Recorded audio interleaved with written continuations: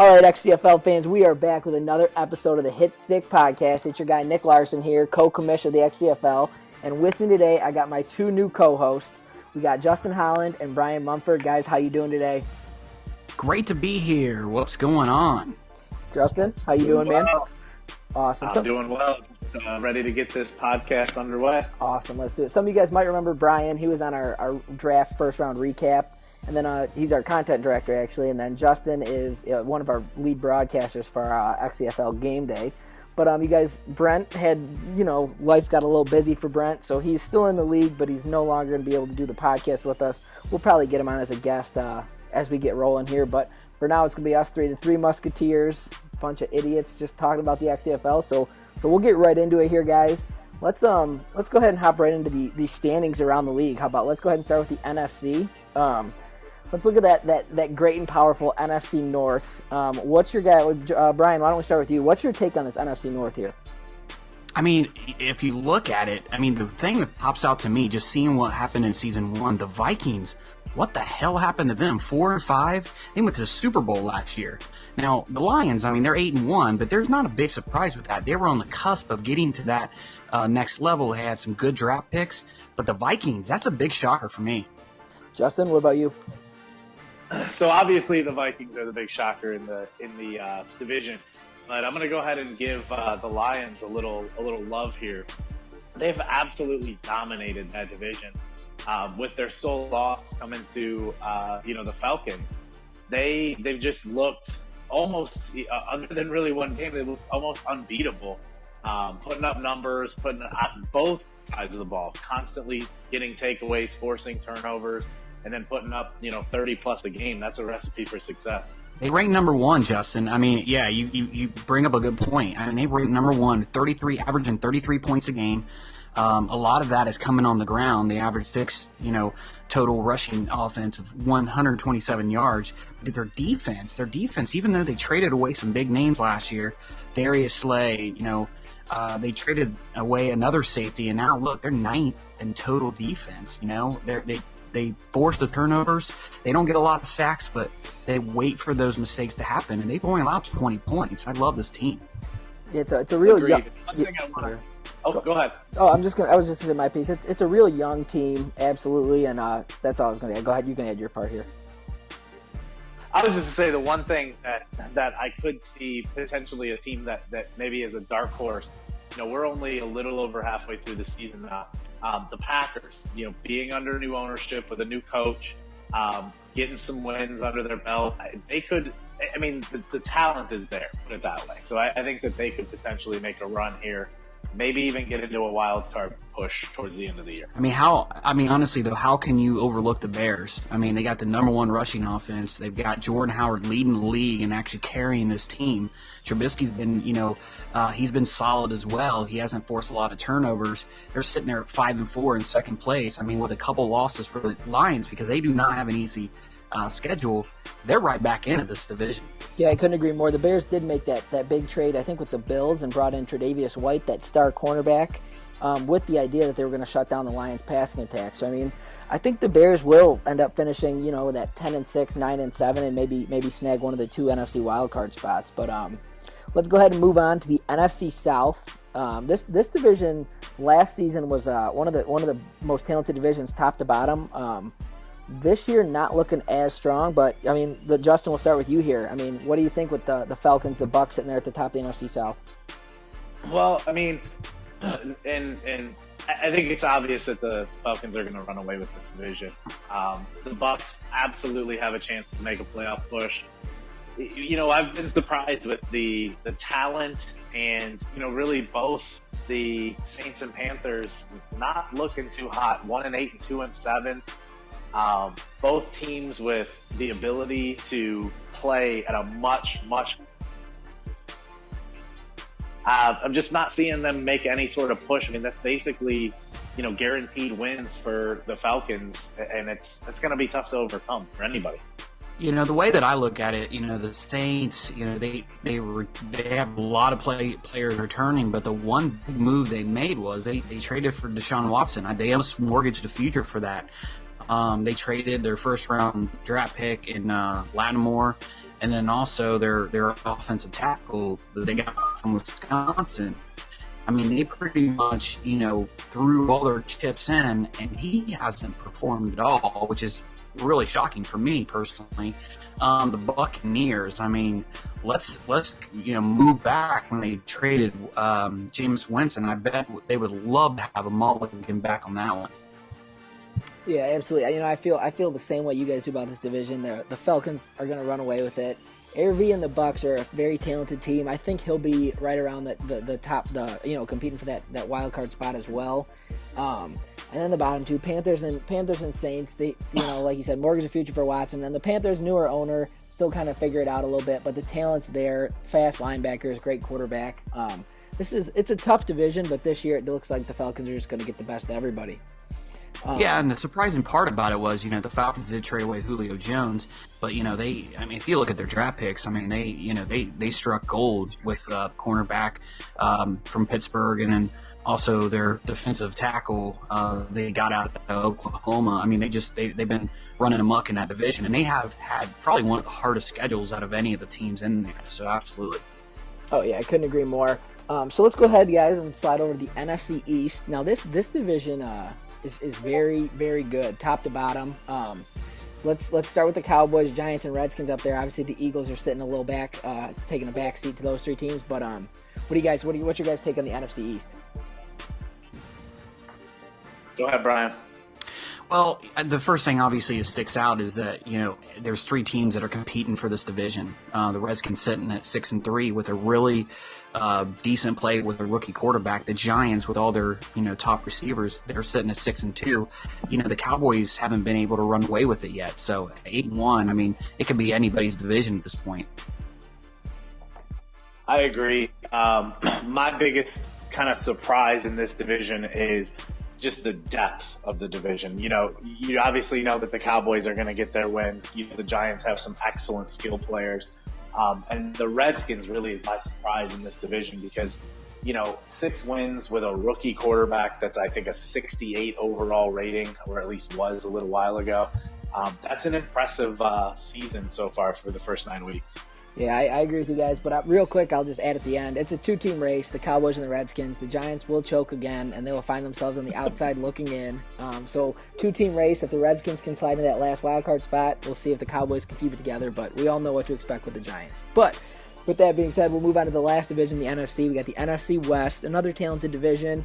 Brian, we'll start with you. Go ahead. What's your take on the NFC West? I mean, Nick running with the Cardinals is 7-2. I mean, nothing. I mean, this guy doesn't change his game much, but he's just one of the best rushing offenses in the league, and he has 2 to 3 shutdown corners, and he just plays great defense. 7-2.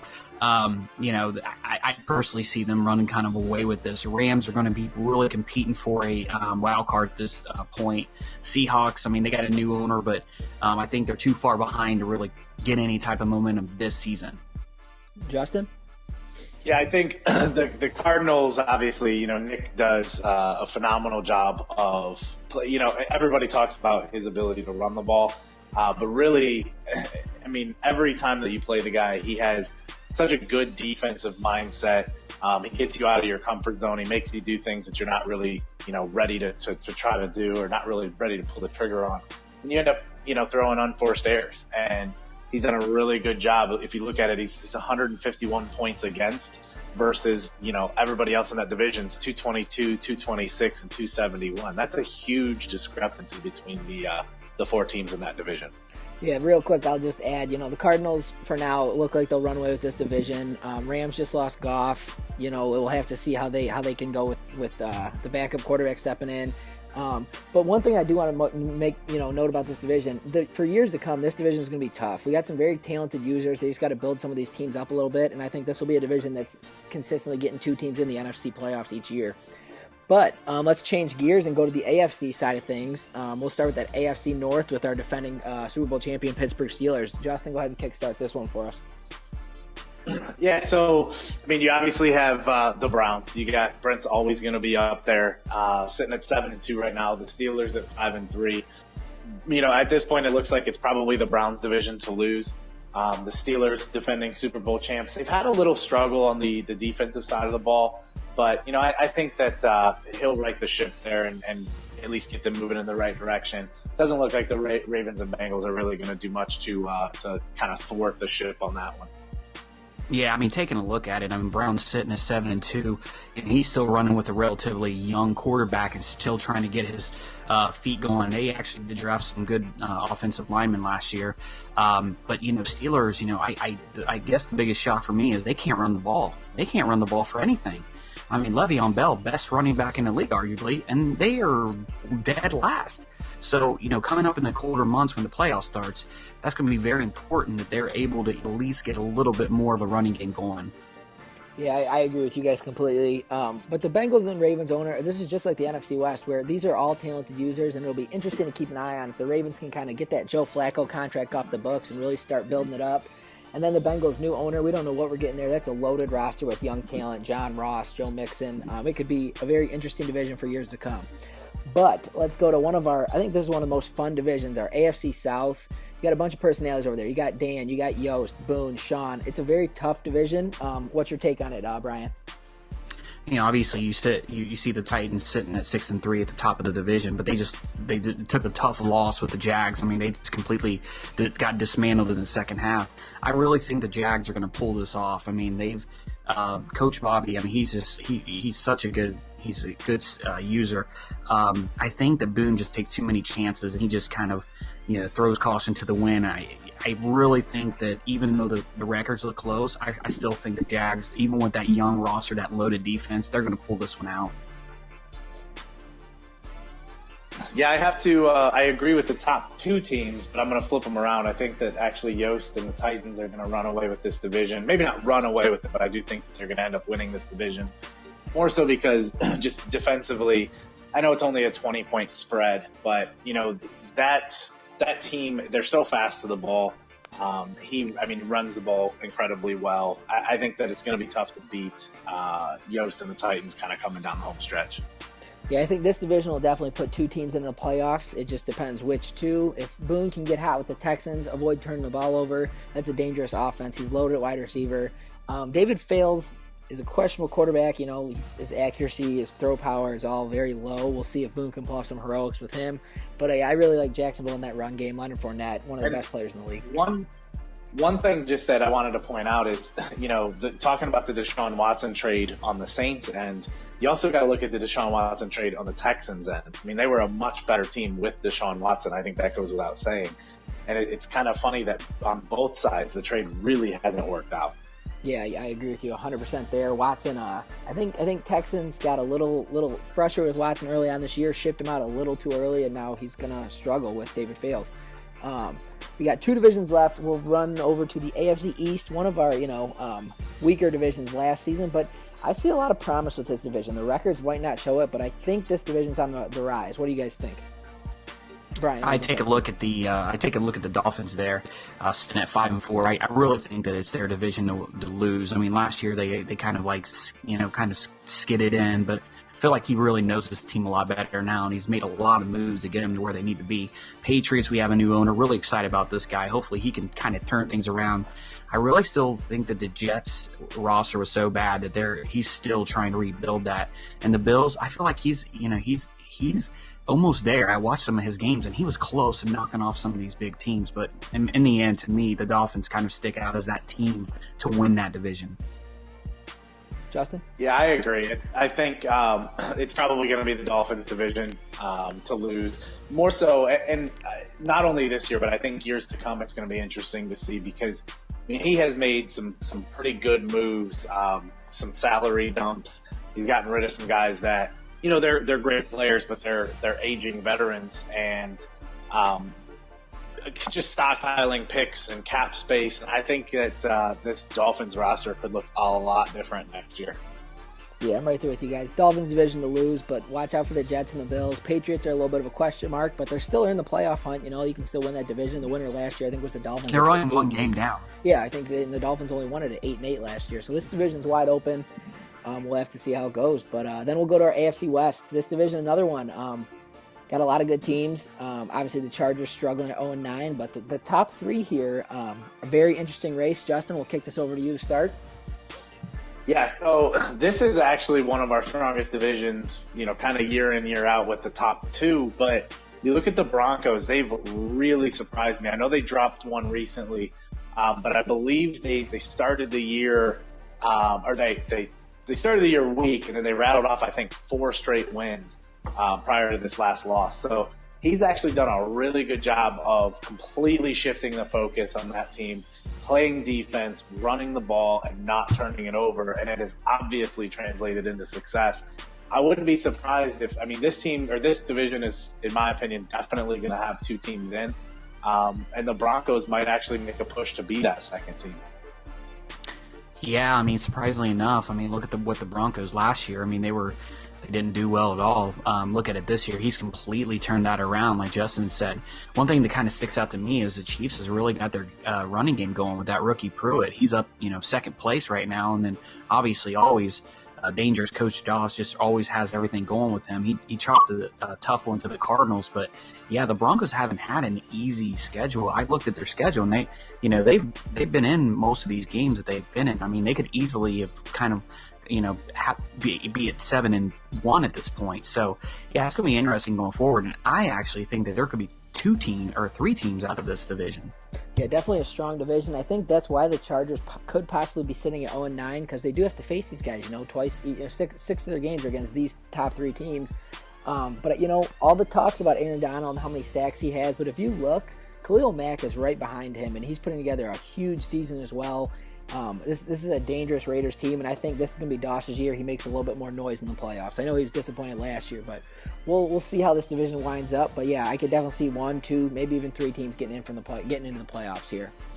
But all right, guys, let's go ahead to the most exciting part. We got our XCFL Season 11 Most Outstanding Player. We're just going to throw our little past halfway point, our top 3 picks, top 3 choices for Most Outstanding Player out there. So we'll go ahead and start with Brian. Brian, go ahead and kick off your top 3. For me, number 1 is Aaron Donald. This guy has just transcended this position. He's almost broken the record almost halfway through this, a little bit close to halfway through the season in the sack record. He's just been, a huge force, and he's actually been not only getting all these sacks, but he's been helping the secondary get a lot of these interceptions when they have to rush the throw. So obviously he has just turned around this Rams team completely. And then number 2, I look at Josh Jones. This guy is you're like, who? Josh Jones? But he's leading the league in interceptions as a safety. And this guy, you can't throw the ball in the middle or deep on him. He's been jumping around. So, I've watched some of his games. He's got great coverage skills. So he's obviously my number 2 pick. And then number 3, Jordan Howard. For me, this Bears team last year was nothing. And Jordan Howard has actually put them in playoff contention. Trubisky hasn't been, wowing everybody, but Jordan Howard leads the league in rushing, helping the Bears lead the league in rushing as a team. I got to say, these 3 players have completely changed the dynamic of their organizations. Yeah, Justin, let's slide over to your picks. I know you got a couple of the same guys on there, but go ahead and talk about them as well. Absolutely, and I won't spend too much time on Donald and Howard, because obviously Brian spoke to what I was going to say anyway. Aaron Donald, the guy is just absolutely unbelievable. You look at DeForest Buckner and Khalil Mack, both have 17.5 and 17 sacks respectively. They're going to break the record this year as well, and Donald could feasibly put up 35, 40 sacks. That's absolutely ridiculous. Going to my second guy on the list is Antonio Brown, and I use Antonio Brown in this spot because as Brian alluded to earlier, the Steelers have really become one-dimensional. They become a passing team, really a non-existent running game to set up the pass. Yet still, Antonio Brown has over 1,000 yards receiving through 9 games, has 10 touchdowns, 46 receptions. I mean, the guy is just he's the best receiver in the league, bar none. And then last but not least, obviously, Jordan Howard. There's actually a lot of really good running backs in our league this year. Jordan Howard, obviously, is running away with it yards-wise. But, I even would, as kind of a 3A and 3B, would put in Devontae Freeman out of Atlanta. I think he's got 16 rushing touchdowns, which is obviously also incredible. So Howard and Freeman are kind of are both running away with my running back of the year at this point. Yeah, and I'll go quickly over mine. I got all the same guys you guys do, but Aaron Donald, 20 and a half sacks through 10 games. That's incredible. And he's leading the team in tackles, too. I think he's up there with Mark Barron, but 42 total tackles as a defensive end is crazy. Jordan Howard, 1,355 yards. 14 touchdowns. The guy's a monster. That's 14 total touchdowns. He's caught 3 as well. And then Josh Jones, the safety out of Detroit. He just holds that entire defense, holds that defense down, comes up, makes plays in the run game. And then I agree with you, Justin. Devontae Freeman, the rookie Marquise Pruitt out of Kansas City, all could have been up here in that third spot. All three having huge seasons. Freeman's touchdown numbers are just insane. He could easily put up 20, 25 touchdowns up there with LaDainian Tomlinson's record. But all these guys, you can see the list is so. All our lists are so similar. But ideally, Aaron Donald's sitting there right there at the top, and I don't know if anyone's going to be able to catch him this year. But now that we're all good with that, let's go ahead and slide over to our next segment. It's going to be our XCFL contender or pretender. I'm just going to kind of rattle a couple teams at you guys. You guys just go ahead and give me, if you think they're for real, you think they're going to keep this, get into the playoffs, or you think they're just, all fake and they're just straight up pretenders. So with that being said, let's go ahead and kick it off with the 6-3 Tennessee Titans. What's the take on that? Go ahead, Brian. The Titans or the Jags? Sorry. We'll go Titans first. Oh, Titans. The Titans, I'm sorry, but they're pretenders. I don't think that they're strong enough to be able to get at 11-5, and I think that's what's going to take to make the playoffs. I think the Jags have their number. I got to say they're pretenders. Justin, your take on the Titans? I disagree. I think the Titans are going to win that division. I say contender. Oh, there we go. I'll say contender too. The defense plays well enough to get them in. But let's go ahead and move on to their division rival, Bobby Hill, the Jacksonville Jaguars, sitting at 5-3. Justin, you can start with this one. So I'm going to say, I know it's in the same division, but I'm also going to say contender. I think that both of these teams are going to be in the playoffs, and I think that I wouldn't want to play either one of them if I was in the AFC. Yeah, looking at it, I have to say, obviously, with the Titans being pretenders, I think they're going to be contenders. They got a great rushing attack. They've got a great young defense. That's the recipe to win a championship, and I think they're going to win this division. I've got to go with contender. I'm going to go contender as well. That Jacksonville running game with Leonard Fournette, if he can stay healthy, they'll get into the playoffs, no problem. They're putting up crazy rushing numbers.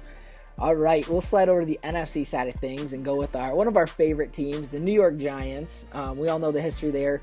Last year sitting at 7-0, ended up going 9-7, missing the playoffs. This year sitting at 6-2. We'll go ahead and start there with who's up? Brian. We'll start with Brian here.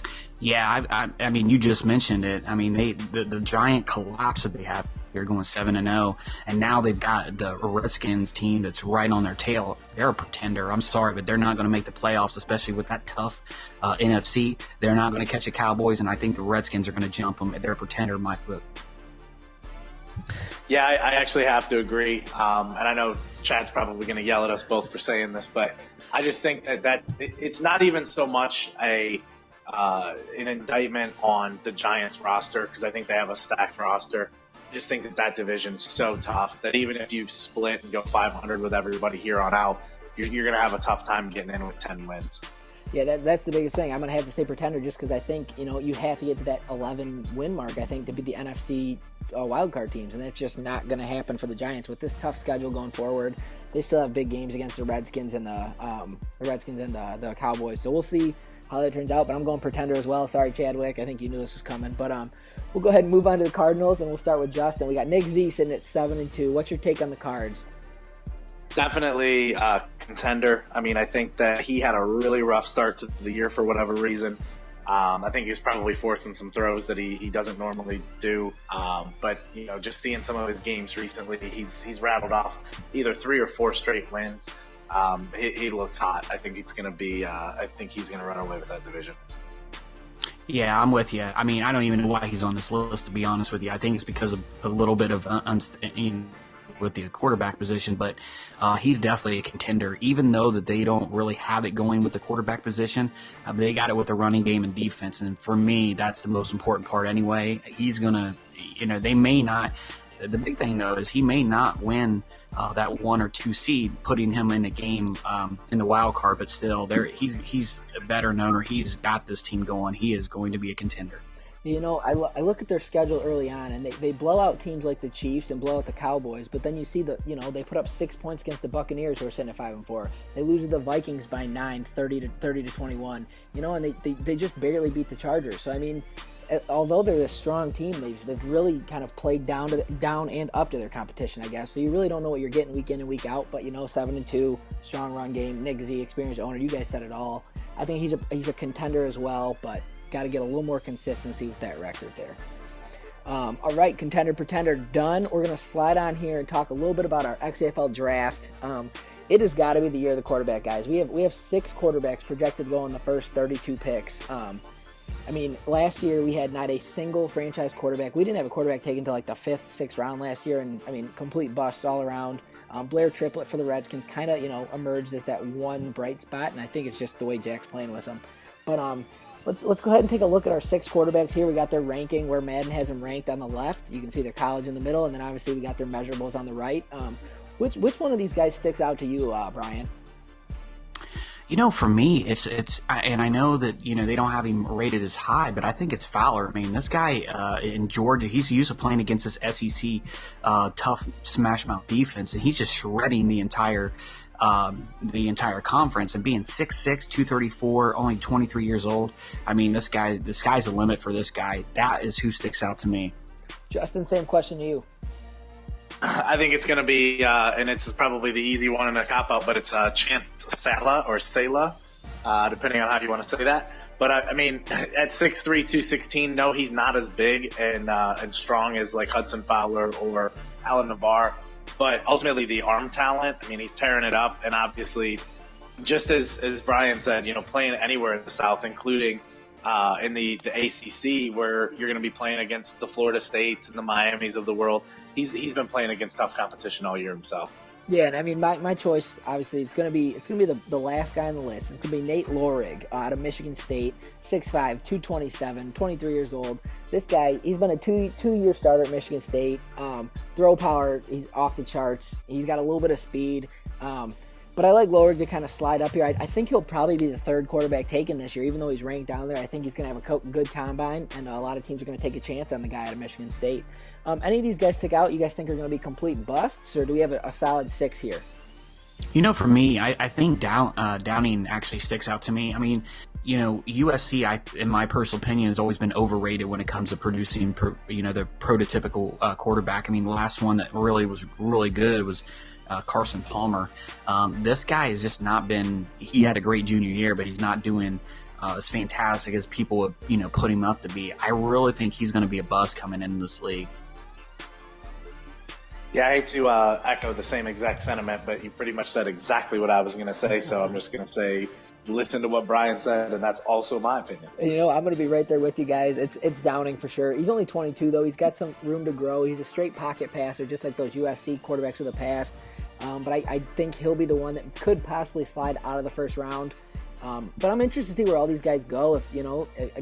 Teams in the XCFL, there's still teams out there that need quarterbacks. I mean, everyone had to kind of bite the bullet and find makeshift quarterbacks for this year. But I think we see a lot of these guys go early in the draft with teams that just want to address that need early on. How about you guys' thoughts on that? Oh, yeah. I mean, if you look at last year, there wasn't any quarterbacks that went in, I believe the top 2 rounds. I guess it's going to see who retires this year, but a lot of teams went out and got their franchise quarterback. You look at the Chargers; they traded and got Wentz, and then you look at Triplett, in Washington. There's a lot of guys. I still think that a lot of these guys, at least 4 or 5 of them, could go in the first round still. Oh yeah, absolutely. Justin, same thought, or? Yeah, I actually think there's a real good chance, depending on who is up there.